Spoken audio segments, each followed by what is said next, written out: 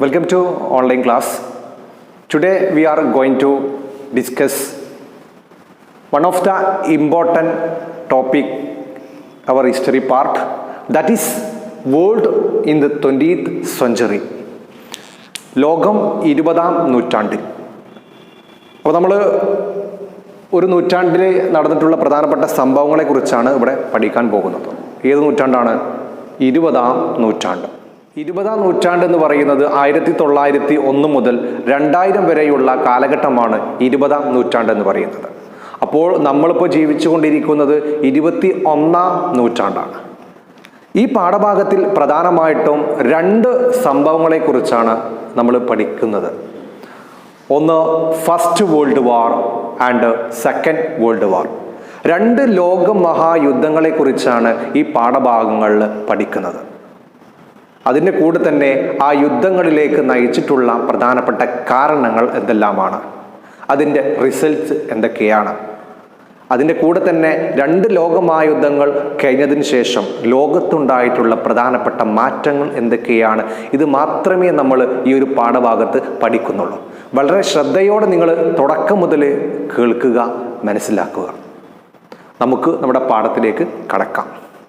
നമ്മുടെ പാഠഭാഗത്തിൻ്റെ ടെക്സ്റ്റ് ബുക്കിൻ്റെ ആദ്യം നമുക്ക് കാണാം ഒരു മാപ്പ് നമുക്ക് കാണാം. അത് ഇരുണ്ട ഭൂഖണ്ഡം എന്നറിയപ്പെടുന്ന ആഫ്രിക്കയുടെ മാപ്പാണത്. അതിനൊരു സ്പെഷ്യാലിറ്റി ഉണ്ട് അല്ലേ? നിങ്ങൾ ഈ സ്ലൈഡിലേക്ക് നോക്കൂ, ഒരു സ്പെഷ്യാലിറ്റി ഉണ്ട് അല്ലേ? അതിൻ്റെ ബൗണ്ടറി ലൈനൊക്കെ കാണുന്നത് നമ്മൾ കട്ട് ചെയ്തതുപോലെയാണ് കാണുന്നത്. ആരോ കത്തി വെച്ച് ഭാഗം ചെയ്തതുപോലെയാണ് അതിൻ്റെ ബൗണ്ടറികൾ കാണുന്നത്. ആഫ്രിക്കൻ കോണ്ടിനെൻ്റിൻ്റെ പ്രത്യേകത നമ്മൾ കണ്ടു അല്ലേ? ഒരു സ്പെഷ്യാലിറ്റി ഉണ്ട് അതിനില്ലേ? അതിൻ്റെ ബൗണ്ടറികളൊക്കെ ഒരു സ്ട്രെയിറ്റ് ലൈനായിട്ടാണ് കാണുന്നത്. ഇതിനുള്ള പ്രധാനപ്പെട്ട കാരണമെന്ന് പറയുന്നത് ഈ ഒരു കാലഘട്ടത്തിലാണ് യൂറോപ്യൻ ശക്തികൾ ആഫ്രിക്കയിലെത്തുന്നത്. എന്തിനു വേണ്ടിയാണ്? Exploit the natural resources. അവരുടെ പ്രകൃതി വിഭവങ്ങൾ കൊള്ളയടിക്കാൻ വേണ്ടിയാണ് യൂറോപ്യൻ ശക്തികൾ എവിടെ എത്തുന്നത്? ആഫ്രിക്കൻ ഭൂഖണ്ഡത്തിൽ എത്തുന്നത്. അങ്ങനെ വിവിധങ്ങളായിട്ടുള്ള യൂറോപ്യൻ ശക്തികൾ വിവിധ ഉടമ്പടികൾ ധാരണ പ്രകാരം ആ ഒരു പ്രദേശത്തെ പല കോളനികളാക്കിയിട്ട് മാറ്റി. അങ്ങനെ ആ ഒരു വീതം വെക്കുന്ന പ്രക്രിയ നടന്നതിൻ്റെ ഭാഗമായിട്ടാണ് ആ ഒരു കോണ്ടിനെൻ്റ് ആ ഒരു അത്തരത്തിലുള്ള ഒരു സ്പെഷ്യാലിറ്റി ആയിട്ട് നമുക്ക് കാണുന്നത്. ഓക്കെ, അതൊരു ഇൻട്രൊഡക്ടറി പാർട്ടാണ്. നമുക്ക് നമ്മുടെ പാഠഭാഗത്തിലേക്ക് കടക്കാം. അപ്പോൾ നമുക്ക് നേരത്തെ ആ ഒരു ആഫ്രിക്കയെക്കുറിച്ച് പറഞ്ഞപ്പോൾ നമുക്ക് എന്ത് മനസ്സിലായി? ഈ ഒരു കാലഘട്ടം എന്ന് പറയുന്നത് എന്താണ്? ഒരു കോളനികൾ നിർമ്മിക്കുന്ന ഒരു കാലഘട്ടമാണ്. ഓക്കെ, അപ്പോൾ നമ്മൾ പാഠഭാഗത്തേക്ക് വന്നാൽ ആദ്യം നമ്മൾ അറിഞ്ഞിരിക്കേണ്ടത് ഇൻഡസ്ട്രിയൽ റവല്യൂഷനാണ്, അല്ലെങ്കിൽ വ്യാവസായിക വിപ്ലവം. എന്താണ് വ്യാവസായിക വിപ്ലവം അല്ലെങ്കിൽ ഇൻഡസ്ട്രിയൽ റവല്യൂഷൻ എന്ന് പറഞ്ഞാൽ? വ്യാവസായിക മേഖലയിലുണ്ടായിട്ടുള്ള മാറ്റങ്ങളാണ്, അല്ലെങ്കിൽ ഒരു ഉണർവാണ് ഏത് ഇൻഡസ്ട്രിയൽ റവല്യൂഷൻ എന്ന് പറയുന്നത്. Industrial revolution began from England. Industrial revolution ആരംഭിക്കുന്നത് എവിടെ നിന്നാണ്? ഇംഗ്ലണ്ടിലാണ് വ്യാവസായിക വിപ്ലവം ആരംഭിക്കുന്നത് 18-ാം നൂറ്റാണ്ടിൽ. Gradually spread another European countries. അങ്ങനെ ഈ ഒരു ഇംഗ്ലണ്ടിൽ ആരംഭിച്ചിട്ടുള്ള വ്യാവസായിക വിപ്ലവം പതിയെ എങ്ങോട്ട് പോയി? മറ്റുള്ള യൂറോപ്യൻ രാജ്യങ്ങളിലേക്ക്. അപ്പോൾ നമ്മൾ തുടക്കത്തിൽ ചർച്ച ചെയ്യുന്നത് യൂറോപ്പിലെ ചരിത്രങ്ങളാണ്, യൂറോപ്പിലെ മാറ്റങ്ങളാണ് നമ്മൾ പഠിക്കുന്നത്. ആദ്യം നമ്മൾ ഒരു പോയിന്റ് പഠിച്ചു, എന്താണ്? ഇൻഡസ്ട്രിയൽ റവല്യൂഷൻ അല്ലെങ്കിൽ വ്യാവസായിക വിപ്ലവം എവിടെയാണ് ആരംഭിക്കുന്നത്? ഇംഗ്ലണ്ടിൽ. അപ്പോൾ നമ്മൾ ഇവിടെ നിങ്ങൾ നോക്കൂ, ഒരു ഫ്ലോർ ചാർട്ട് ഉണ്ട്. ഇത് നമ്മൾ ഈ ഒരു ഈ പാഠഭാഗത്തിൻ്റെ തുടക്കം നമ്മൾ ഈ ഒരു ഫ്ലോ ചാർട്ട് രൂപത്തിൽ നമ്മൾ മനസ്സിലാക്കി വെക്കാം. അങ്ങനെയെങ്കിൽ നമുക്ക് പെട്ടെന്ന് തന്നെ ചോദ്യങ്ങൾ വരുന്ന സമയത്ത് പെട്ടെന്ന് നമുക്ക് ഇതിനൊരു ചരിത്ര പശ്ചാത്തലം നമുക്ക് മനസ്സിലാവും. ആദ്യം നമുക്ക് നോക്കാം ഫാക്ടറി സിസ്റ്റം. ഈ ഫാക്ടറി സിസ്റ്റം വരുന്നത് ഏതിൻ്റെ ഫലമായിട്ടാണ്? ഇൻഡസ്ട്രിയൽ റവല്യൂഷൻ്റെ ഭാഗമായിട്ടാണ് ഏത് വരുന്നത്? ഈ ഫാക്ടറി സിസ്റ്റം വരുന്നത്. അങ്ങനെ വ്യാവസായിക വിപ്ലവം വന്നതിൻ്റെ ഫലമായിട്ട് യൂറോപ്പിൻ്റെ വിവിധ ഭാഗങ്ങളിൽ എന്ത് നിർമ്മിക്കപ്പെട്ടു? ഫാക്ടറികൾ നിർമ്മിക്കപ്പെട്ടു. അപ്പോൾ അവിടുത്തെ ഒരു സിസ്റ്റം എന്തിലേക്ക് മാറി? ഒരു ഫാക്ടറിയിലേക്ക് മാറി. അതിൻ്റെ ഫലമായിട്ട് ഇൻക്രീസ്ഡ് പ്രൊഡക്ഷൻ, ഒരുപാട് ഫാക്ടറികൾ ഉണ്ടായതിൻ്റെ ഭാഗമായിട്ട് അവിടെയുള്ള ഉൽപാദനം വർദ്ധിച്ചു. അങ്ങനെ ഫാക്ടറി സിസ്റ്റം വന്നു, അവിടെ പ്രൊഡക്ഷൻ വർദ്ധിച്ചു. അതിൻ്റെ ഫലമായിട്ട് അവിടെ ക്യാപിറ്റലിസ്റ്റ് സിസ്റ്റം വരികയാണ്. എന്താണ് ക്യാപിറ്റലിസ്റ്റ് സിസ്റ്റം? മുതലാളിത്ത സമ്പ്രദായം. ഫാക്ടറികൾക്കൊക്കെ എന്തുണ്ടാവും? മുതലാളിമാരുണ്ടാവും. അപ്പോൾ ഒരുപാട് പ്രദേശങ്ങളിൽ എന്ത് വന്നു? ഫാക്ടറികൾ വന്നു. അതിൻ്റെ ഫലമായിട്ട് അവിടെ ഭരിക്കുന്നത് ആരായിട്ട് മാറി? ക്യാപിറ്റലിസ്റ്റ് ശക്തികളായിട്ട് മാറി. മുതലാളിമാർ ഭരിക്കുന്ന ഒരു പ്രദേശമായിട്ട് ആയത് മാറി? യൂറോപ്യൻ രാജ്യങ്ങൾ മാറിയിട്ടുണ്ട്. അപ്പം ക്യാപിറ്റൽ സിസ്റ്റം. അപ്പോൾ എന്താണ് ക്യാപിറ്റലിസ്റ്റ് സിസ്റ്റം എന്ന് നമുക്ക് നോക്കാം. എന്താണ് ക്യാപിറ്റലിസം? മുതലാളിത്തം എന്നാൽ എന്താണ്? The economic in which production and distribution are controlled by the capitalists with the aim to increase profit is known as capitalism. ലാഭം ലക്ഷ്യമാക്കി ഉൽപാദനവും വിതരണവും നടത്തുന്ന സാമ്പത്തിക വ്യവസ്ഥയാണ് ഏതോ മുതലാളിത്തം എന്ന് പറയുന്നത്. അപ്പോൾ ഇവിടെയുള്ള ആളുകൾ ആരാണ്? മുതലാളിമാരാണ്. അവിടെ പ്രധാനപ്പെട്ട ലക്ഷ്യം എന്താണ്? ഇൻക്രീസ് പ്രോഫിറ്റ്, ലാഭം ലക്ഷ്യമാക്കി ഉൽപാദനവും വിതരണവും നടത്തുന്ന ഒരു സാമ്പത്തിക മേഖലയാണ് ഏതോ മുതലാളിത്തം അല്ലെങ്കിൽ ക്യാപിറ്റലിസം എന്ന് പറയുന്നത്. അപ്പോൾ ക്യാപിറ്റലിസം എന്താണെന്ന് നിങ്ങൾക്ക് മനസ്സിലായല്ലോ. നമ്മൾ പറഞ്ഞു ഫാക്ടറികൾ ആർക്കുണ്ട്? മുതലാളിമാർക്കുണ്ട്. എന്തിനു വേണ്ടിയിട്ടാണ് ഫാക്ടറികൾ നിർമ്മിച്ചത്? പ്രോഫിറ്റിന് വേണ്ടിയിട്ട്, ലാഭത്തിന് വേണ്ടിയിട്ടാണ് അവർ ഫാക്ടറികൾ നിർമ്മിച്ചിട്ടുള്ളത്. ഓക്കെ, അപ്പോൾ നമ്മൾ ഈ ഒരു 3 പോയിന്റ് നമ്മൾ പഠിച്ചു. ക്യാപിറ്റലിസ്റ്റ് സിസ്റ്റം എന്താണെന്ന് നമ്മൾ പഠിച്ചു. ഓക്കെ, ഇവിടെ നിങ്ങൾ പ്രധാനമായിട്ടും അറിഞ്ഞിരിക്കേണ്ട ഒരു പോയിന്റ് എന്ന് പറയുന്നത്, ഈ ഒരു കാലഘട്ടത്തിൽ ഒരു ഓവർ പ്രൊഡക്ഷൻ ഉണ്ടാകുന്നുണ്ട്. അപ്പോൾ ഇൻക്രീസ്ഡ് പ്രൊഡക്ഷൻ്റെ ഭാഗമായിട്ട് അമിതമായിട്ടുള്ള ഉൽപാദനം. ഇപ്പോൾ ഉദാഹരണത്തിന് നമുക്കറിയാം, നമ്മുടെ വീട്ടിൽ നമ്മൾ കൃഷി ചെയ്യുന്നുണ്ട്. അപ്പോൾ നമ്മുടെ നിത്യ ഉപയോഗ ആവശ്യത്തിന് വേണ്ടിയിട്ടുള്ള കൃഷിക്ക് പുറമെ ഒരുപാട് പ്രൊഡക്ഷൻ ഉണ്ട്. അപ്പോൾ നമ്മൾ സ്വാഭാവികമായിട്ട് എന്ത് ചെയ്യും? നമ്മൾ മാർക്കറ്റിൽ കൊണ്ടുപോയിട്ട് അത് വിൽക്കും. അതുപോലെ തന്നെ ഒരു രാജ്യത്തെ സംബന്ധിച്ചിടത്തോളം അവർക്ക് അവർ ഡൊമസ്റ്റിക് മാർക്കറ്റിൽ വേണ്ടതിനേക്കാൾ പ്രൊഡക്ഷൻ അവർ എവിടെ ഉൽപ്പാദിക്കുന്നുണ്ട്? യൂറോപ്യൻ രാജ്യങ്ങളിൽ അവർ ഉൽപ്പാദിപ്പിക്കുന്നുണ്ട്. അപ്പോൾ ഈ ഒരു സമയത്ത് ഇവർക്ക് എന്ത് ചെയ്യണം? ഈ മിച്ചം വന്ന വസ്തുക്കൾ അവർക്ക് എന്ത് ചെയ്യണം? വിൽക്കണം. അതിനു വേണ്ടിയിട്ട് അവർ മറ്റുള്ള രാജ്യങ്ങളിൽ മാർക്കറ്റുകൾ തേടി പോവുകയാണ് ചെയ്തിട്ടുള്ളത്. അങ്ങനെ മാർക്കറ്റുകൾ തേടി പോയിട്ടാണ് അവർ എവിടെ എത്തിയിട്ടുള്ളത്? ഏഷ്യ, ലാറ്റിൻ അമേരിക്ക, ആഫ്രിക്ക രാജ്യങ്ങളിൽ എത്തിയിട്ടുള്ളത്. അങ്ങനെ അവർ അവിടെ എന്ത് നിർമ്മിച്ചു? കോളനികൾ നിർമ്മിച്ചു. അതൊക്കെ നമ്മൾ തുടർന്ന് വരുന്ന ഭാഗങ്ങളിൽ പറയുന്നുണ്ട്. അപ്പോൾ നിങ്ങൾ ഇവിടെ ശ്രദ്ധിക്കുക, ഓവർ പ്രൊഡക്ഷൻ വന്നതിൻ്റെ ഭാഗമായിട്ട് ഇവർ മറ്റുള്ള രാജ്യങ്ങൾ എന്ത് ചെയ്യുകയാണ്? ഈ സാധനങ്ങൾ വിൽക്കാൻ വേണ്ടിയിട്ട് മാർക്കറ്റുകൾ തിരയുകയുണ്ടായി. ഓക്കെ, അപ്പോൾ ക്യാപിറ്റലിസം പറഞ്ഞു. ഇനി അടുത്ത് നോക്കാം. ഇങ്ങനെ ഫാക്ടറി സിസ്റ്റങ്ങൾ വന്നതിൻ്റെ ഭാഗമായിട്ട് അവിടെ പ്രധാനപ്പെട്ട ഒരു വിഭാഗം എന്ന് പറയുന്ന ആരായിരിക്കും? ലേബേഴ്സ് ആയിരിക്കും, അല്ലേ? തൊഴിലാളികളായിരിക്കും. ഓക്കെ, അപ്പോൾ തൊഴിലാളികൾക്ക് ഒരുപാട് പ്രശ്നങ്ങളുണ്ട്. നമ്മൾ റഷ്യയിലൊക്കെ വന്ന സമയത്ത് നമ്മൾ പറഞ്ഞിട്ടുണ്ടല്ലേ, ഒരുപാട് പ്രശ്നങ്ങൾ ആർക്കുണ്ട്? ഇവർക്കുണ്ട്. അപ്പോൾ നമ്മൾ യൂറോപ്പിലേക്ക് പോകുന്ന സമയത്ത് അവിടെ ഫ്രാൻസിലായാലും മറ്റുള്ള രാജ്യങ്ങളിലായാലൊക്കെ തൊഴിലാളികളുടെ പ്രശ്നം വന്നത് പ്രധാനപ്പെട്ട ഒരു പ്രശ്നം തന്നെയാണ്. അപ്പോൾ ഇവിടെ ലേബർ ഓർഗനൈസേഷൻ വരികയാണ്. ആർക്കെതിരായിരിക്കും? ഈ ക്യാപിറ്റലിസ്റ്റ് എതിരെ. കാരണം ഇവരുടെ പ്രധാനപ്പെട്ട ലക്ഷ്യം എന്ന് പറയുന്നത് എന്താണ്? എങ്ങനെങ്കിലും ലാഭം ഉണ്ടാക്കുക എന്നുള്ളതാണ്. അതുകൊണ്ട് തന്നെ ഈ തൊഴിലാളികളെ കൊണ്ട് ഒരുപാട് മണിക്കൂർ സമയം ഇവർ ജോലി ചെയ്യിപ്പിക്കും. എന്നിട്ട് കൊടുക്കുന്നതോ തുച്ഛമായിട്ടുള്ള ശമ്പളം മാത്രമേ തൊഴിലാളികൾക്ക് കൊടുക്കുകയുള്ളൂ. അതുപോലെ തന്നെ ഒരുപാട് റിസ്ക് ഉള്ള ജോലികളൊക്കെ തൊഴിലാളികളെ കൊണ്ട് എടുപ്പിക്കുകയും ചെയ്യും. അപ്പം ഈ ഒരു സമയത്താണ് ലേബർ ഓർഗനൈസേഷൻ വരുന്നത്. അങ്ങനെ ഇവർ ശക്തമായിട്ടുള്ള സമരങ്ങളിലൂടെ അവരുടെ അവകാശങ്ങൾ അവർ നേടിയെടുക്കുകയുണ്ടായി. അപ്പോൾ ഈ ഓർഗനൈസേഷൻ്റെ ഭാഗമായിട്ട് ഇൻക്രീസ്ഡ് വേജ്, അവരുടെ ശമ്പളം, അവരുടെ കൂലി വർദ്ധിച്ചു. അപ്പം ഈ ഒരു ഓർഗനൈസേഷൻ ഉണ്ടായതിൻ്റെ ഭാഗമായിട്ട് അവരുടെ കൂലി വർദ്ധിച്ചു. അപ്പോൾ ഈ കൂലി വർദ്ധിക്കുമ്പോൾ അത് ആരെ ബാധിക്കും?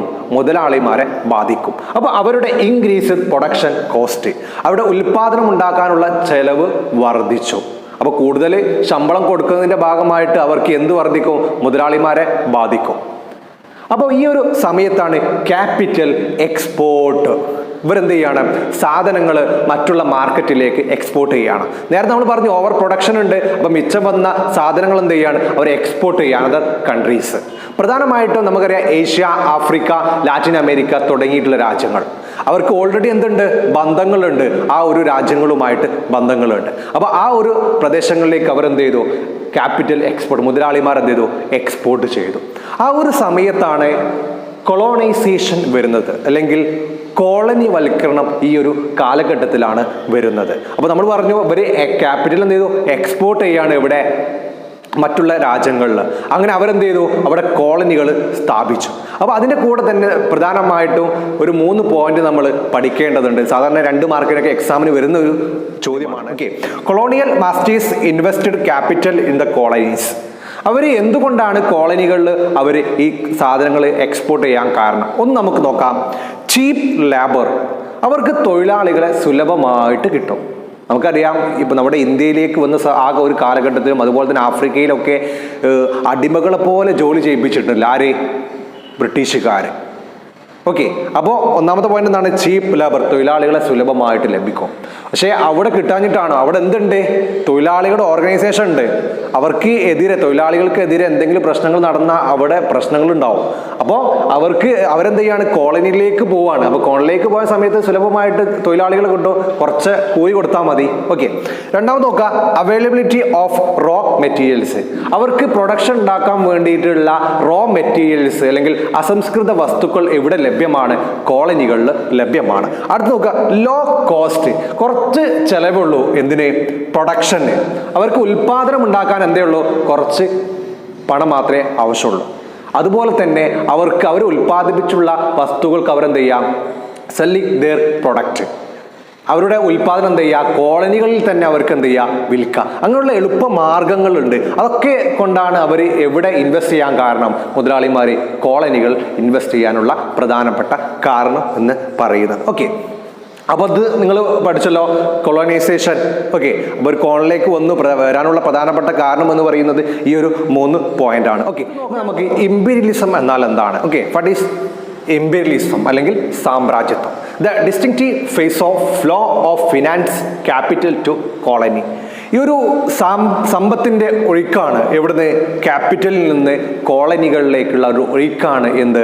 ഈ ഇമ്പീരിയലിസം എന്ന് പറയും, അല്ലെങ്കിൽ സാമ്രാജ്യത്വം എന്ന് പറയുന്നത്. ഓക്കെ, പ്രധാനമായിട്ടും ഈ ഒരു ഇമ്പീരിയലിസത്തിന്റെ ഫീച്ചേഴ്സ് എന്ന് പറയുന്നത് imposed the political and economical cultural domination another country. ഒരു രാജ്യം എന്ത് ചെയ്യുക? മറ്റൊരു രാജ്യത്തിന്റെ മുകളിൽ ഏതൊക്കെ രീതിയിൽ?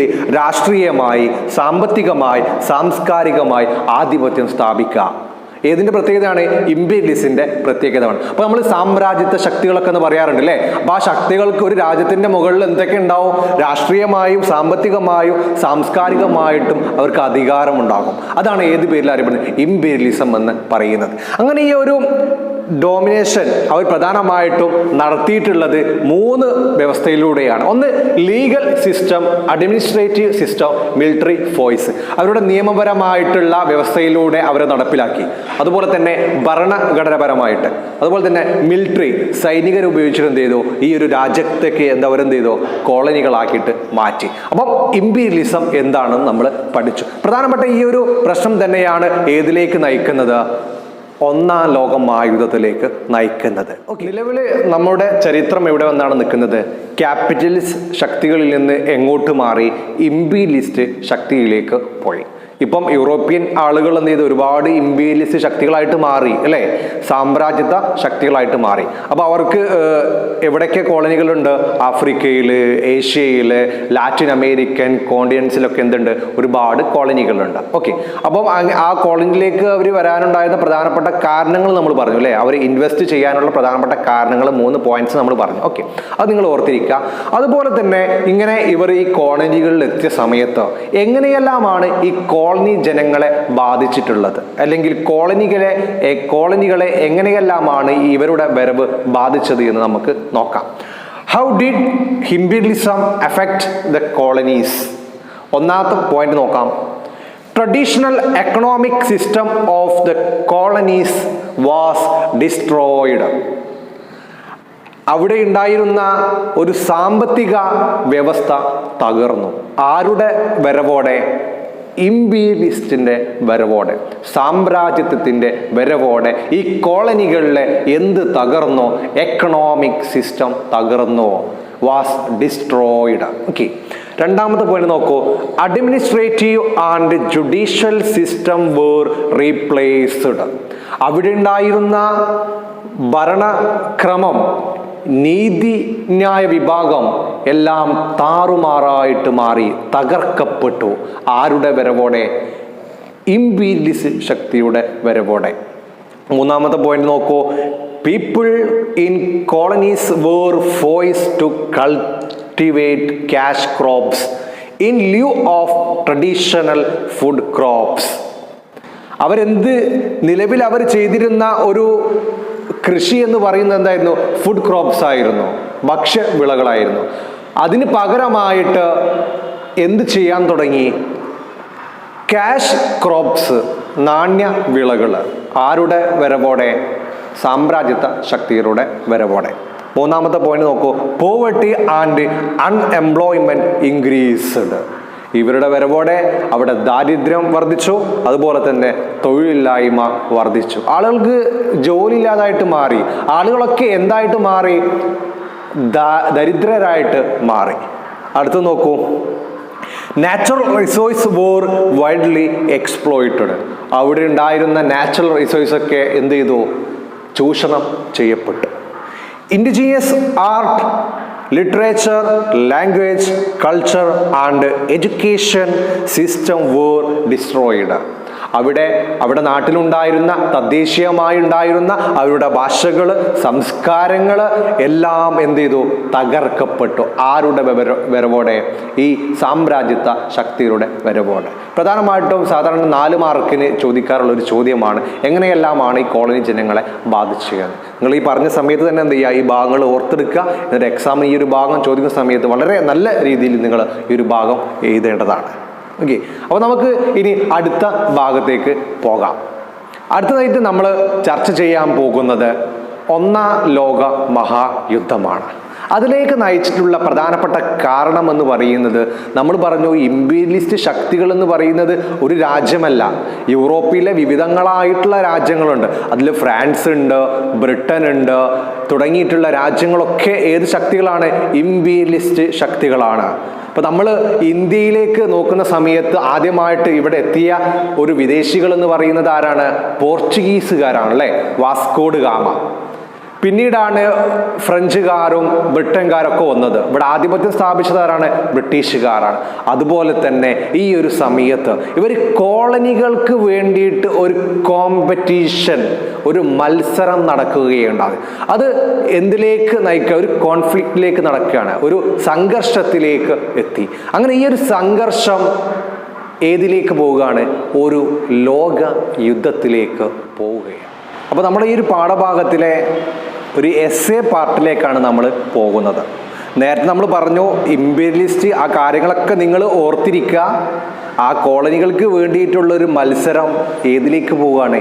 ത്രൂ ദ വാർ, യുദ്ധത്തിലേക്ക് പോവുകയാണ് ചെയ്തത്. ഓക്കെ, അപ്പോൾ നമ്മൾ പഠിക്കുന്നു ഫസ്റ്റ് വേൾഡ് വാർ, 1-ാം ലോക യുദ്ധം.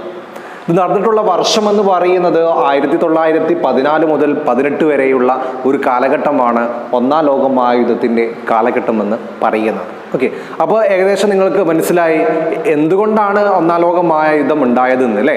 കോളനികൾക്ക് വേണ്ടിയിട്ട് യൂറോപ്യൻ രാജ്യങ്ങൾ തമ്മിലുള്ള ഒരു മത്സരമാണ് ഏതിലേക്ക് നയിച്ചിട്ടുള്ളത്? 1-ാം ലോക മഹായുദ്ധത്തിലേക്ക് നയിച്ചിട്ടുള്ളത്. ഓക്കെ, അപ്പോൾ റീസൺസ് ഓഫ് ഫസ്റ്റ് വേൾഡ് വാർ, കുറച്ച് കാരണങ്ങൾ നോക്കാം. ഓക്കെ, നമുക്ക് എന്ത് ചെയ്യാം? എക്സ്പ്ലെയിൻ ചെയ്യാം. അപ്പോൾ ഈ പോയിന്റ്സ് വഴി നിങ്ങൾ എന്ത് ചെയ്യുക? കാര്യങ്ങൾ മനസ്സിലാക്കാം. കോൺഫ്ലിക്റ്റ് എമംഗ് ദ ഇംപീരിയലിസ്റ്റ്, നമ്മൾ നേരത്തെ പറഞ്ഞു അല്ലേ? അപ്പോൾ ഇംപീരിയലിസ്റ്റ് ശക്തികൾ തമ്മിലുള്ള മത്സരം അല്ലെങ്കിൽ പ്രശ്നങ്ങൾ. Competition four establishing colonies, European രാജ്യങ്ങൾ തമ്മിൽ കോളനികളിൽ മത്സരം. എന്തിനു വേണ്ടിയിട്ട്? എക്സ്റ്റാബ്ലിഷിംഗ് കോളനികൾ നിർമ്മിക്കാൻ വേണ്ടിയിട്ട്. നമുക്ക് ഇന്ത്യയുടെ ചരിത്രമൊക്കെ നോക്കുന്ന സമയത്ത് നമുക്ക് കർണാട്ടിക് വാറൊക്കെ നമുക്ക് പഠിച്ചിട്ടുണ്ട് അല്ലേ? ഇപ്പം ഇന്ത്യയിൽ ഫ്രഞ്ചുകാരും ബ്രിട്ടീഷുകാരും തമ്മിൽ നടന്ന യുദ്ധമാണ് കർണാട്ടിക് വാർ എന്ന് പറയുന്നത്. ഓക്കെ, അതേപോലെ തന്നെ ലോകത്തിന്റെ വിവിധ ഭാഗങ്ങളിൽ യൂറോപ്യൻ രാജ്യങ്ങൾ തമ്മിൽ തന്നെ പ്രശ്നം. എന്തിനു വേണ്ടിയിട്ട്? എസ്റ്റാബ്ലിഷിംഗ് കോളനികൾ നിർമ്മിക്കാൻ വേണ്ടിയിട്ട്. ഓക്കെ, അതാണ് ഏതിലേക്ക് നയിച്ചിട്ടുള്ളത്? ഒന്നാം ലോക മഹായുദ്ധത്തിലേക്ക് നയിച്ചിട്ടുള്ളത്. ഓക്കെ, അങ്ങനെ അവിടുത്തെ ഒരു അന്തരീക്ഷം എന്ന് പറയുന്ന ഒരു യുദ്ധ അന്തരീക്ഷമാണ്. അതിന് പ്രധാനമായിട്ടും കാരണമായിട്ടുള്ളത് മിലിറ്ററി അലയൻസസ്. ഓക്കെ, ഒരു സൈനിക സഖ്യം അവിടെ രൂപീകരിക്കുകയാണ് ചെയ്യുന്നത്. അപ്പോൾ ഒരു സൈനിക സഖ്യമൊക്കെ രൂപീകരിക്കുമ്പോൾ അവിടുത്തെ ഒരു അന്തരീക്ഷം എന്ന് പറയുന്നത് എന്തായിരിക്കും? ഒരു യുദ്ധ ഭീതിയിലുള്ള അന്തരീക്ഷമാണ് ലോകത്തുള്ളത്, പ്രധാനമായിട്ടും ഉള്ളത്. അപ്പം അവിടുത്തെ പ്രധാനപ്പെട്ട ഒരു ഫോർമേഷൻ എന്താണ്? Military alliance. വിവിധ രാജ്യങ്ങൾ ഓരോ ഗ്രൂപ്പുകളായിട്ട് ഒരു മിലിറ്ററി അലയൻസ് രൂപീകരിക്കുകയാണ് ചെയ്തിട്ടുള്ളത്. ആദ്യം നോക്കൂ നിങ്ങൾ, ട്രിപ്പിൾ അലയൻസ്, ത്രികക്ഷി സഖ്യം. അതിൽ ഉൾപ്പെടുന്ന രാജ്യങ്ങളാണ് ജർമ്മനി, ഇറ്റലി, ആസ്ട്രിയ, ഹംഗറി. ഈ 3 രാജ്യങ്ങൾ ഉൾപ്പെടുന്നതാണ് ഈ ഒരു സഖ്യം എന്ന് പറയുന്നത്.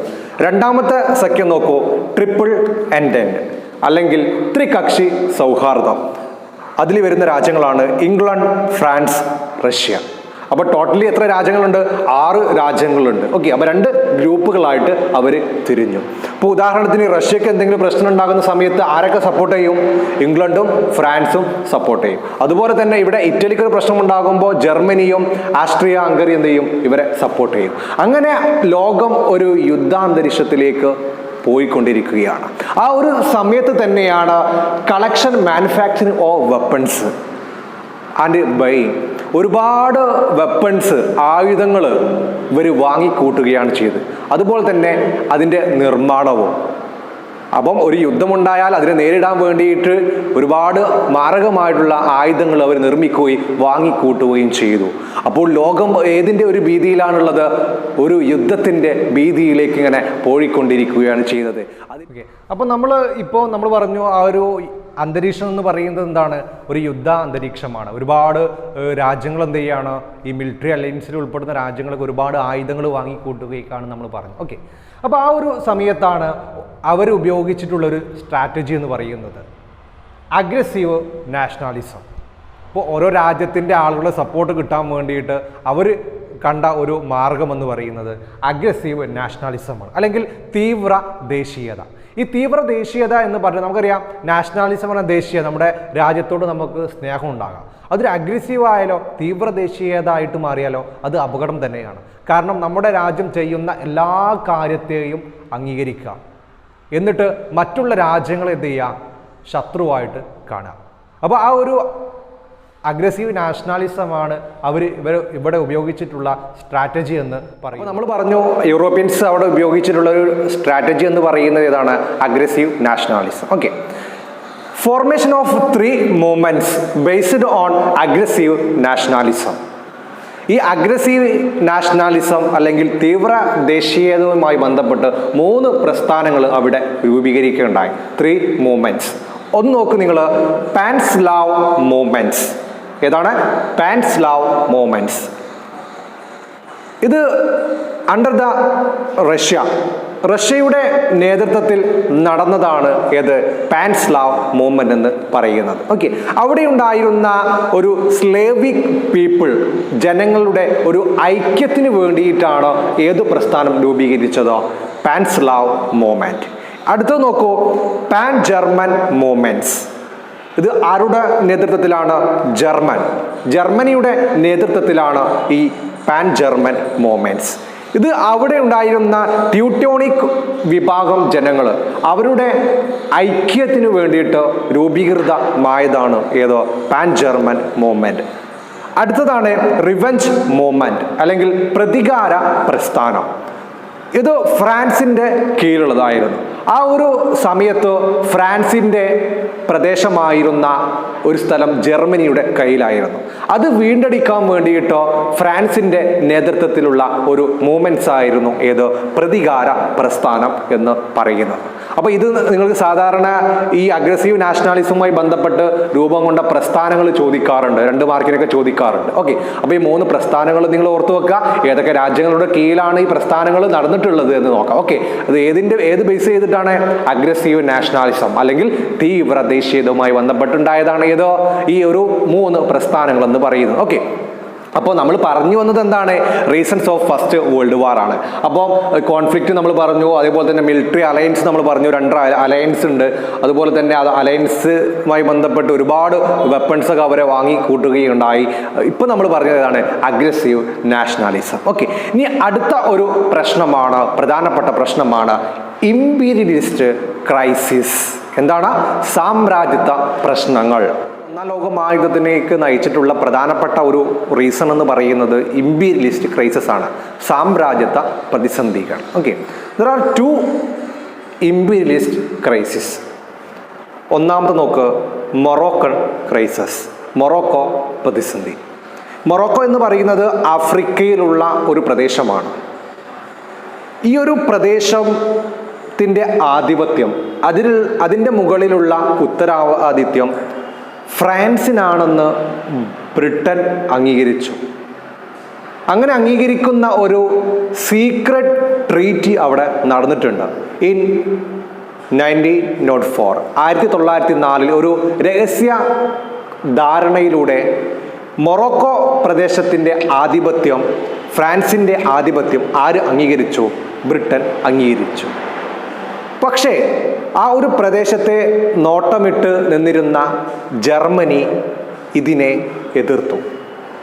അതിൻ്റെ ഫലമായിട്ട് അഗിഡീർ എന്ന ഒരു പോർട്ട് സിറ്റി, ഒരു തുറമുഖത്തിലേക്ക് ജർമ്മനി യുദ്ധക്കപ്പലുകൾ അയച്ചു. എന്തിനു വേണ്ടിയിട്ടാണ്? ആ ഒരു പ്രദേശം വീണ്ടെടുക്കാൻ വേണ്ടിയിട്ട്, മൊറോക്കോ വീണ്ടെടുക്കാൻ വേണ്ടിയിട്ട്.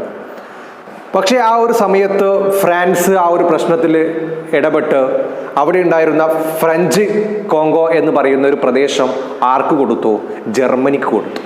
അങ്ങനെ ആ ഒരു പ്രശ്നം താൽക്കാലികമായിട്ട് അവിടെ അവസാനിച്ചു. എന്നാൽ ഈ ഒരു പ്രശ്നത്തിൻ്റെ ഉള്ളിൽ തന്നെ ഇവർ തമ്മിലുള്ള ഒരു ചെറിയ തോതിലുള്ള പ്രശ്നങ്ങൾ നിലനിന്ന് പോന്നിരുന്നു. താൽക്കാലികമായിട്ട് പ്രശ്നം അവസാനിച്ചെങ്കിൽ പോലും അത് അവരുടെ ഒരു ശത്രുതയിലേക്ക് ഈ ഒരു പ്രശ്നം നയിച്ചിട്ടുണ്ട്. ഓക്കെ, ഇനി അടുത്ത് നോക്കൂ, ബാൽക്കൺ ക്രൈസിസ്. അപ്പോൾ നമ്മൾ മൊറോക്കോ ക്രൈസിസ് പറഞ്ഞു, the another crisis Balkan crisis. ഈ ബാൽക്കൺ പ്രദേശം എന്ന് പറയുന്നത് ഈജിയൻ സീയിലും അതുപോലെ തന്നെ ബാൽക്കൺ സീയിലും ഇടയിലുള്ള ഒരു പ്രദേശമാണ് ഈ ബാൽക്കൺ റീജിയൻ എന്ന് പറയുന്നത്. ഓക്കെ, ഈ ഒരു കാലഘട്ടത്തിൽ ഈ ഒരു പ്രദേശം ഓട്ടോമാൻ എംപയറിൻ്റെ കീഴിലായിരുന്നു, അല്ലെങ്കിൽ തുർക്കി ഭരണത്തിന് കീഴിലായിരുന്നു ഏത് പ്രദേശം? ഈ ബാൽക്കൺ പ്രദേശം എന്ന് പറയുന്നത്. ഓക്കെ, അപ്പോൾ ഈ ഒരു പ്രദേശം പിടിച്ചെടുക്കാൻ വേണ്ടിയിട്ട് ഒരു ലീഗ് ഉണ്ടാക്കുന്നുണ്ട്, അവിടെ ഒരു സഖ്യം ഉണ്ടാക്കുന്നുണ്ട്. അതാണ് ബാൽക്കൺ ലീഗ് എന്ന് പറയുന്നത്. ഇത് നിർമ്മിക്കുന്നത് 1912 ഓക്കെ, ഇത് എന്തിനു വേണ്ടിയിട്ടാണ്? ഈ ഒരു ഓട്ടോമാൻ ഭരണത്തിന് കീഴിലുള്ള ഈ ബാൽക്കൺ പ്രദേശം പിടിച്ചെടുക്കാൻ വേണ്ടിയിട്ട് ഉണ്ടാക്കുന്ന ഒരു ലീഗാണ്. ഓക്കെ, ഈ ലീഗിൽ വരുന്ന രാജ്യങ്ങളാണ് ഗ്രീസ്, ബൾഗേറിയ, സെർബിയ, മോണ്ടിനെഗ്രോ. ഈ ഒരു രാജ്യങ്ങൾ ഉൾക്കൊള്ളുന്നതാണ് ഏത്? ഈ ബാൽക്കൺ ലീഗ് എന്ന് പറയുന്നത്. ഈ ബാൽക്കൺ ലീഗ് എന്തിനു വേണ്ടിയതാണ്? ഈ ഓട്ടോമാൻ എംപയറിന്റെ കീഴിലുണ്ടായിരുന്ന ഈ ബാൽക്കൺ പ്രദേശം പിടിച്ചെടുക്കാൻ വേണ്ടിയിട്ട്. ഓക്കെ, അങ്ങനെ ഈ യുദ്ധം നടന്ന് അവർ തമ്മിലുള്ള പോരാടി ആരെ പരാജയപ്പെടുത്തി? ഈ തുർക്കിക്കാരെ പരാജയപ്പെടുത്തി. എന്നിട്ട് ആ ഒരു പ്രദേശം അവർ വീണ്ടെടുത്തു. എന്നാൽ അങ്ങനെ തുർക്കി പരാജയപ്പെട്ട് ഈ ഒരു ബാൽക്കൺ പ്രദേശം അവർക്ക് കിട്ടി. അവിടുത്തെ പ്രധാനപ്പെട്ട പ്രശ്നം എന്ന് പറയുന്നത് ഷെയറിങ് ദ ബെനിഫിറ്റ് ഓഫ് വാർ. അങ്ങനെ ഈ യുദ്ധത്തിലൂടെ കിട്ടിയ ആ ഒരു പ്രദേശം വീതിച്ചെടുക്കണം. അതിന് ഈ ഒരു ലീഗിലെ രാജ്യങ്ങൾ തമ്മിൽ പ്രശ്നങ്ങളായി. ഈ രാജ്യങ്ങൾക്ക് എന്ത് ചെയ്യണം? ഈ ഒരു യുദ്ധം നടന്നു, അതിൻ്റെ ലാഭങ്ങൾ എന്ത് ചെയ്യണം? വീതിച്ചെടുക്കണം. അപ്പോൾ ഈ ലീഗിലുള്ള രാജ്യങ്ങൾ തമ്മിൽ എന്ത് ചെയ്തു? പ്രശ്നങ്ങളുണ്ടായി. അതൊരു യുദ്ധത്തിലേക്ക് നയിച്ചു. അതാണ് ഏത് ക്രൈസിസ് എന്ന് പറയുന്നത് ബാൾക്കൺ ക്രൈസിസ് എന്ന് പറയുന്നത്. അപ്പോൾ ഈ രാജ്യങ്ങൾ തമ്മിൽ നടന്ന ഒരു യുദ്ധം, അത് തുടക്കമൊക്കെ നമ്മൾ പറഞ്ഞല്ലോ അല്ലേ, ആ പ്രദേശം വീണ്ടെടുക്കാൻ വേണ്ടി തുടങ്ങിയതാണ് ഈ ലീഗ് എന്ന് പറയുന്നത്. ആ ലീഗ് എന്ത് ചെയ്തു, ആ ഒരു പ്രദേശം വീണ്ടെടുത്തതിന് ശേഷം ആ ബെനിഫിറ്റ്, അതിൻ്റെ ഒരു ലാഭം വിധിച്ചെടുക്കുന്നതിൽ തമ്മിൽ പ്രശ്നങ്ങളുണ്ടായി. ആ ഒരു പ്രശ്നമാണ് ഇത് ബാൾക്കൺ ക്രൈസിസ് എന്ന് പറയും. ഓക്കെ, അപ്പോൾ അങ്ങനെ വിവിധ തരമായിട്ടുള്ള ഇമ്പീരിയൽ ക്രൈസിസ് അവിടെ നടന്നു. അപ്പോൾ ഇതൊക്കെ എന്തിലേക്ക് നയിക്കുകയാണ്? The war. അടുത്ത് നമ്മൾ പഠിക്കാൻ പോകുന്നത് immediate cause of first world war. ഒരുപാട് പ്രശ്നങ്ങൾ തുടക്കത്തിലേ ഉണ്ട്. പെട്ടെന്നുള്ള കാരണം, ഒരു യുദ്ധം ഒരു സുപ്രഭാതത്തിൽ പെട്ടെന്ന് ഉണ്ടാവാനുള്ള കാരണമാണ് നമ്മൾ അടുത്ത് നോക്കാൻ പോകുന്നത്. Immediate cause of war. അടുത്ത് പ്രധാനപ്പെട്ട ഒരു സംഭവമാണ് immediate cause of first world war. ഒരുപാട് പ്രശ്നങ്ങൾ ആദ്യം തന്നെ ഉണ്ട്. പെട്ടെന്ന് യുദ്ധം ഉണ്ടാവാനുള്ള ഒരു കാരണമാണ് നമ്മൾ പറയുന്നത്. ഓക്കെ, അപ്പോൾ ഇതിന് മുമ്പ് നമ്മൾ പറഞ്ഞത് എന്തായിരുന്നു? ബാൾക്കൺ ക്രൈസിസ് അല്ലേ. അപ്പോൾ ഈ ബാൾക്കൺ പ്രദേശം കീഴടക്കാൻ വേണ്ടിയിട്ടോ ആസ്ട്രിയ ജർമ്മനിയുടെ സഹായത്തോടെ എത്തി. അതുപോലെ തന്നെ സെർബിയ ആരുടെ സഹായം കിട്ടി? റഷ്യയുടെ സഹായവും കിട്ടി. ഇവിടെ നമ്മൾ ഓർത്തിരിക്കേണ്ടത്, നമ്മൾ ആദ്യം ഒരു മിലിറ്ററി അലയൻസ് പഠിച്ചിട്ടുണ്ട്, ഓർമ്മയില്ലേ നിങ്ങൾക്ക്? Military alliance, 2 military alliance already അവിടെ ഉണ്ട്. അപ്പോൾ ആ ഒരു സമയത്താണ് ഈ 2 രാജ്യങ്ങളെ ഈ ഒരു ജർമ്മനിയും റഷ്യയും സഹായിക്കുന്നത്. ഈ 2 രാജ്യങ്ങൾ എന്ന് പറയുന്നത് നേരത്തെ നമ്മൾ പറഞ്ഞ ഈ മിലിറ്ററി അലയൻസിൽ ഉൾപ്പെടുന്ന രാജ്യങ്ങളാണ്. ഓക്കെ, അപ്പോൾ ആ ഒരു സമയത്താണ് 1914 ജൂലൈ 28 ഒരു സംഭവം നടക്കുന്നത്. ആസ്ട്രിയൻ കിരീടാവകാശിയായിരുന്ന ഫ്രാൻസിസ്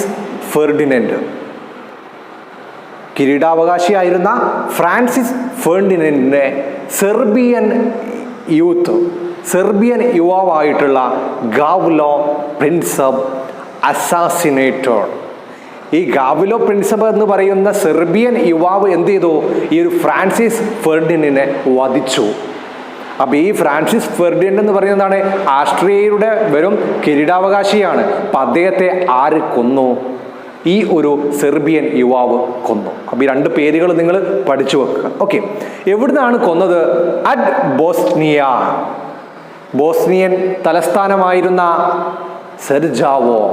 സെർജാവോ എന്ന് പറയുന്ന പ്രദേശത്ത് വെച്ചാണ് ഈ ഒരു കൊല നടക്കുന്നത്. അപ്പൊ ആരാണ് മരണപ്പെട്ടത്? ആസ്ട്രിയൻ കിരീടാവകാശി. ആരാണ് കൊന്നത്? സെർബിയൻ യുവാവ്. അങ്ങനെ ഈ ഒരു സംഭവത്തിന്റെ എല്ലാ റെസ്പോൺസിബിലിറ്റിയും ആസ്ട്രിയ ആർക്ക് മേലിൽ അടിച്ചേൽപ്പിച്ചു? സെർബിയക്ക് മേലിൽ അടിച്ചേൽപ്പിച്ചു. അപ്പൊ ഈ വധത്തിന് കാരണം ആരാണ്? സെർബിയയാണ്. അങ്ങനെ ആസ്ട്രിയ ഡിക്ലെയർഡ് ദ വാർ. ആർക്കെതിരെ? On Serbia. അപ്പോൾ സെർബിയക്കെതിരെ 1914 എന്ത് ചെയ്തു? യുദ്ധം പ്രഖ്യാപിച്ചു. അങ്ങനെ യുദ്ധം പ്രഖ്യാപിച്ച സമയത്ത് ആസ്ട്രിയയെ അനുകൂലിക്കുന്ന രാജ്യങ്ങളൊക്കെ അവരെ അനുകൂലിച്ചു. അതുപോലെ തന്നെ സെർബിയയെ അനുകൂലിക്കുന്ന റഷ്യ ഉൾപ്പെടുന്ന മിലിറ്ററി അലയൻസ് എന്ത് ചെയ്തു? അവരെയും സഹായിച്ചു. അങ്ങനെ 2 ഗ്രൂപ്പുകൾ തമ്മിലുള്ള ഒരു യുദ്ധത്തിലേക്കാണത് നയിച്ചിട്ടുള്ളത്. അപ്പോൾ അങ്ങനെ 1914 തുടങ്ങിയിട്ടുള്ള ഒരു യുദ്ധം 1918 അവസാനിക്കുകയാണ് ചെയ്യുന്നത്. അപ്പോൾ അതിൻ്റെ പശ്ചാത്തലമൊക്കെ നമ്മൾ പറഞ്ഞു. നമ്മൾ എവിടുന്ന് വരണം? ഇൻഡസ്ട്രിയൽ റെവല്യൂഷൻ മുതൽ നമ്മൾ വരണം അല്ലേ. അവിടുന്ന് മുതൽ വന്ന് ഇതിനുള്ള കാരണങ്ങളൊക്കെ പറയണം. ഓക്കെ, പിന്നെ വരുന്ന പ്രധാനപ്പെട്ട പ്രശ്നങ്ങൾ അഗ്രസീവ് നാഷണാലിസം, അതുപോലെ തന്നെ മിലിറ്ററി അലയൻസ്, ഇമ്പീരിയലിസ്റ്റിക് ക്രൈസിസ്, അവസാനം ഇമ്മീഡിയറ്റ് കോസ്. അങ്ങനെയാണ് ഏതിലേക്ക് വരുന്നത്? 1ാം ലോക മഹായുദ്ധത്തിലേക്ക് നയിക്കുന്നത്. ഓക്കെ, അങ്ങനെ യുദ്ധം അവസാനിച്ചു. അടുത്ത് നോക്കുന്നത് റിസൾട്ട് ഓഫ് ഫസ്റ്റ് വേൾഡ് വാർ. അങ്ങനെ 1914 തുടങ്ങിയ യുദ്ധം 1918 അവസാനിക്കുകയാണ് ചെയ്തത്. ഓക്കെ, അങ്ങനെ ആ യുദ്ധത്തിൻ്റെ റിസൾട്ട് എന്തൊക്കെയെന്ന് നോക്കാം. ഇതിൻ്റെ അടുത്തൊരു പ്രധാനപ്പെട്ട ഒരു പാർട്ടാണ് results of first world war. Okay, or 10 million people lost their or were injured in the war. 10 lakh ആളുകൾക്ക് അവരുടെ ജീവൻ നഷ്ടപ്പെട്ടു. അതുപോലെ തന്നെ പരിക്കേൽക്കുകയുണ്ടായി. Agriculture, industry and communication system were destroyed. കാർഷിക മേഖല, വ്യാവസായിക മേഖല, കമ്മ്യൂണിക്കേഷൻ സിസ്റ്റം അതൊക്കെ എന്ത് ചെയ്തു? തകർന്നു, ഡിസ്ട്രോയിഡ് ആയിട്ട് മാറി. Poverty, unemployment and inflation increased. ദാരിദ്ര്യം വർദ്ധിച്ചു, തൊഴിലില്ലായ്മ വർദ്ധിച്ചു, അതുപോലെ തന്നെ നാണയപ്പെരുപ്പം. അടുത്ത് നോക്കൂ, economic dominance of Europe diminished. അതുവരെ ലോകത്തുണ്ടായിരുന്ന യൂറോപ്പിൻ്റെ ഒരു സാമ്പത്തിക മേധാവിത്വം ഈ ഒന്നാം ലോക മഹായുദ്ധത്തിന് ശേഷം തകർന്നു. അടുത്ത് നോക്കൂ, liberation movements in Asia and Africa strengthened. ആഫ്രിക്കയിലും അതുപോലെ തന്നെ ഏഷ്യയിലും ഉണ്ടായിരുന്ന സ്വാതന്ത്ര്യ സമരങ്ങൾ ശക്തിപ്പെട്ടു. ഏത് യുദ്ധത്തിന് ശേഷം? ഒന്നാം ലോക മഹായുദ്ധത്തിന് ശേഷം. Formation of league of nations.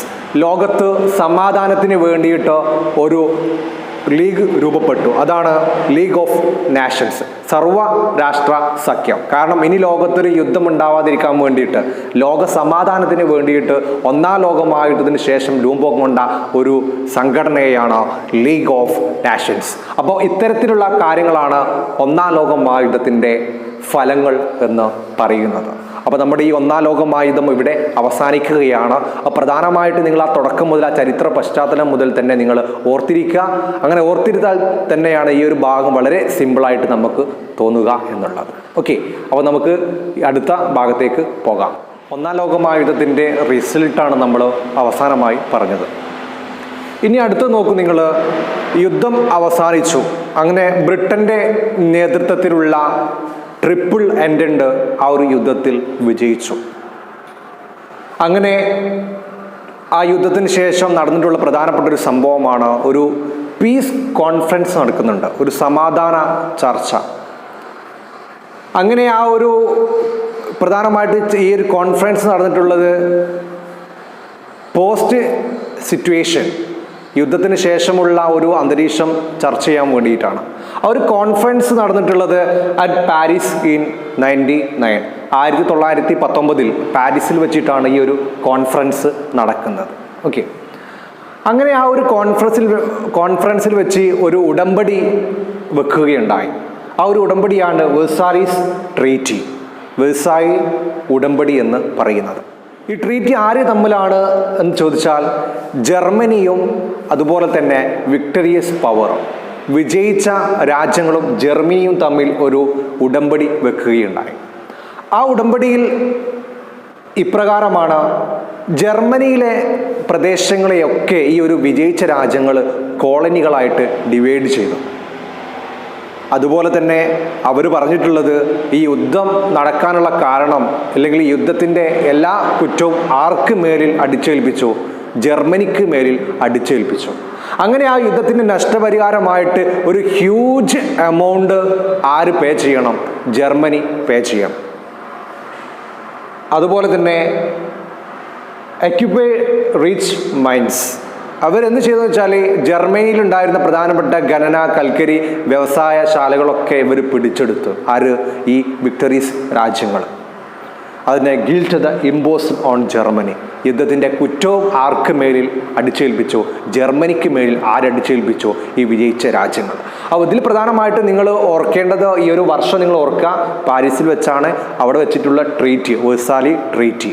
ആരൊക്കെ തമ്മിലായിരുന്നു? നമ്മൾ വിക്ടറീസ് രാജ്യങ്ങളും ജർമ്മനിയും തമ്മിലായിരുന്നു. ആ ട്രീറ്റി പ്രകാരമുള്ള കാര്യങ്ങൾ നമ്മൾ പറഞ്ഞു. നിങ്ങൾ ഓർത്തിരിക്കുക, കാരണം നമ്മൾ അടുത്ത ഭാഗം ചർച്ച ചെയ്യുമ്പോൾ ഇത് നമ്മൾ ചർച്ച ചെയ്യും. ഓക്കെ, ഇനി അടുത്ത നോക്കാം.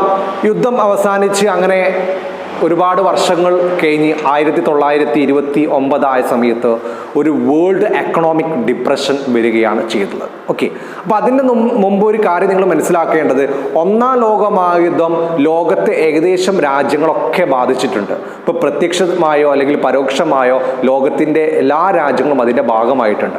അതുകൊണ്ട് തന്നെയാണ് ഒന്നാം ലോക മഹായുദ്ധത്തെ വേൾഡ് വാർ എന്ന് നമ്മൾ വിളിക്കുന്നത്. ആയുധത്തിൻ്റെ യാതൊരു തരത്തിലുള്ള നഷ്ടവും അല്ലെങ്കിൽ ഭാഗമാക്കാത്ത ഒരു രാജ്യമായിരുന്നു അമേരിക്ക എന്ന് പറയുന്നത്. അതുവരെ നമുക്കറിയാം ലോകം നിയന്ത്രിച്ചിരുന്നത് യൂറോപ്യൻസ് ആയിരുന്നു. യൂറോപ്യൻസിൻ്റെ പൗണ്ടായിരുന്നു ലോകത്തിൻ്റെ വിനിമയം എന്ന് പറയുന്നത്.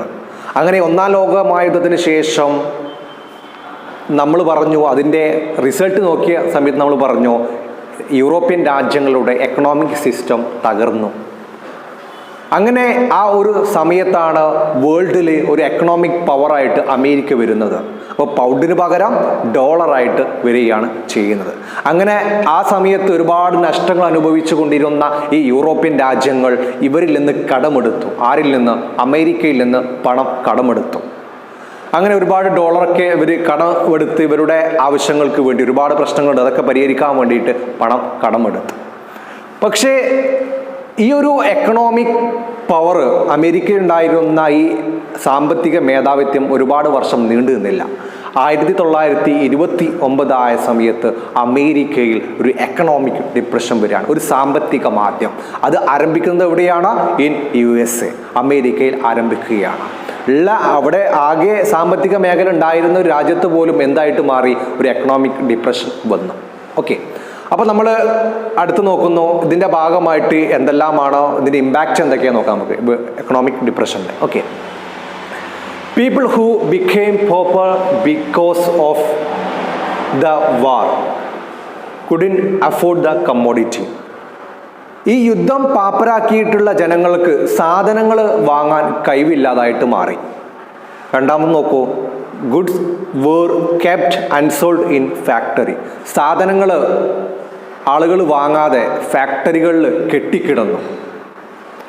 മൂന്നാമത്തെ പോയിന്റ് നോക്കൂ, European nations fail to repay their debts to the USA. നേരത്തെ നമ്മൾ പറഞ്ഞു അവർ കടമെടുത്തൂലേ അമേരിക്കയിൽ നിന്ന്, അതൊന്നും ആർക്ക് തിരിച്ചടക്കാൻ കഴിഞ്ഞിട്ടില്ല? യൂറോപ്യൻ രാജ്യങ്ങൾക്ക് തിരിച്ചടക്കാൻ കഴിഞ്ഞിട്ടില്ല. ബാങ്ക് കൊളാപ്സ്ഡ്, ബാങ്കുകൾ തകർന്നു. ഇൻഫ്ലേഷൻ അൺകൺട്രോളബിൾ, നാണയപ്പെരുപ്പം വർദ്ധിച്ചു. അക്യൂട്ട് അൺഎംപ്ലോയ്മെൻറ്റ് ആൻഡ് പോവർട്ടി, ദാരിദ്ര്യവും തൊഴിലില്ലായ്മയും അതിരൂക്ഷമായിട്ട് മാറി. അപ്പോൾ ഒന്നാം ലോകമഹായുദ്ധത്തിന് ശേഷം ഉണ്ടായിട്ടുള്ള നമ്മൾ ഏറ്റവും അനുഭവപ്പെട്ട ഒരു പ്രശ്നമായിരുന്നു ഏത്? വേൾഡ് എക്കണോമിക് ഡിപ്രഷൻ എന്ന് പറയുന്നത്. അത് നിങ്ങൾ ഓർത്തിരിക്കേണ്ടതിന് വർഷം ഓർത്തിരിക്കുക, എവിടെയാണ് ആരംഭിച്ചത്, അതിൻ്റെ ഇമ്പാക്റ്റ് എന്തൊക്കെയാണെന്ന് നോക്കാം. അപ്പോൾ ഈ ഒരു ഭാഗങ്ങളാണ് ഒന്നാം ലോകമഹായുദ്ധത്തിന് പ്രധാനമായിട്ട് ഉണ്ടായിട്ടുള്ളത് സംഭവം എന്ന് പറയുന്നത്. ഇവിടെ നമ്മൾ വേഴ്സാലിസ് ട്രീറ്റി നമ്മൾ ഓർക്കണം, ആരൊക്കെ തമ്മിലായിരുന്നു നോക്കണം. അതിനുശേഷം 1919 ശേഷം 10 വർഷം കഴിഞ്ഞിട്ട് 1929 എന്ത് സംഭവിക്കുന്നത്? എക്കണോമിക് ഡിപ്രഷൻ അമേരിക്കയിൽ ആരംഭിക്കുന്നത്.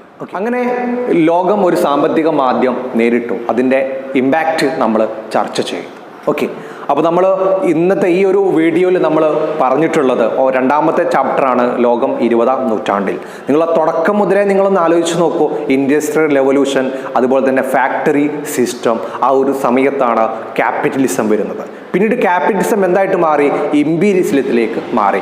അവിടെയാണ് കോളനികൾ വരുന്നത്. അപ്പോൾ കോളനികളിലെ ജനങ്ങൾ ബാധിച്ചിട്ടുള്ള പ്രധാന പ്രശ്നങ്ങൾ നമ്മൾ പറഞ്ഞു. അടുത്ത് നേരെ വരുന്നത് എവിടെയാണ്? ഒന്നാം ലോക മഹായുദ്ധം. ഈ ഒന്നാം ലോക മഹായുദ്ധത്തിൻ്റെ പ്രധാനപ്പെട്ട പ്രശ്നങ്ങൾ നമ്മൾ പറഞ്ഞു. ഒന്ന് മിലിറ്ററി അലയൻസ് ആണ്. അപ്പം 2 മിലിറ്ററി അലയൻസിൽ വരുന്ന രാജ്യങ്ങൾ മാറിപ്പോരുതേ. അത് 2 മാർക്കിനൊക്കെ നിങ്ങൾക്ക് മാച്ച് ചെയ്ത ഫോളോയിങ് ഒക്കെ ചോദിക്കാറുണ്ട്. ഓക്കെ, അപ്പം മിലിറ്ററി അലയൻസ് നമ്മൾ പറഞ്ഞു, 2 മിലിറ്ററി അലയൻസ്. അതിന് തൊട്ടടുത്ത് നമ്മൾ പറഞ്ഞു അഗ്രസീവ് നാഷണലിസം, തീവ്ര ദേശീയത. അപ്പോൾ തീവ്ര ദേശീയ എന്ന് ഓർക്കുമ്പോൾ നിങ്ങൾ 3 പ്രസ്ഥാനങ്ങൾ ഓർമ്മ വേണം, അല്ലെങ്കിൽ 3 മൂവ്മെന്റ്സ്. ഏതൊക്കെയായിരുന്നു? ഓർമ്മയില്ലേ? ഓരോ രാജ്യങ്ങളുടെ കീഴിൽ വന്നിട്ടുള്ള മൂവ്മെന്റ്സ്. ഓക്കെ, അടുത്തത് പ്രധാനപ്പെട്ടത് ഇമ്പീരിയലിസ്റ്റ് ക്രൈസിസ് ആണ്. 2 ഇമ്പീരിയലിസ്റ്റ് ക്രൈസിസ് ഉണ്ട്. ഓക്കെ, അപ്പോൾ ഇമ്പീരിയലിസ്റ്റ് ക്രൈസിസ് എന്ന് കേൾക്കുമ്പോൾ നിങ്ങൾക്ക് ഓർമ്മ വരണം കേട്ടോ, 2 ക്രൈസിസ് ഉണ്ട്. ഓക്കെ, അടുത്ത് നമ്മൾ പറഞ്ഞു ഇമ്മീഡിയറ്റ് കോസ്, പെട്ടെന്നുള്ള കാരണം എന്തായിരുന്നു? ഒരു കൊലപാതകവുമായി ബന്ധപ്പെട്ടതാണ് പെട്ടെന്ന് എന്ത് വരാൻ കാരണം? ഒന്നാം ലോകമഹായുദ്ധം ഉണ്ടാവാനുള്ള കാരണം. അപ്പോൾ ഇത്തരത്തിലുള്ള കാര്യങ്ങളാണ് നമ്മൾ ഈ ഒരു വീഡിയോയിൽ ചർച്ച ചെയ്തിട്ടുള്ളത്. അടുത്ത് നമുക്ക് നാസിസം ആൻഡ് ഫാസിസം, അതുപോലെ തന്നെ 2ാം ലോകമഹായുദ്ധം നമുക്ക് അടുത്ത വീഡിയോയിൽ കാണാം.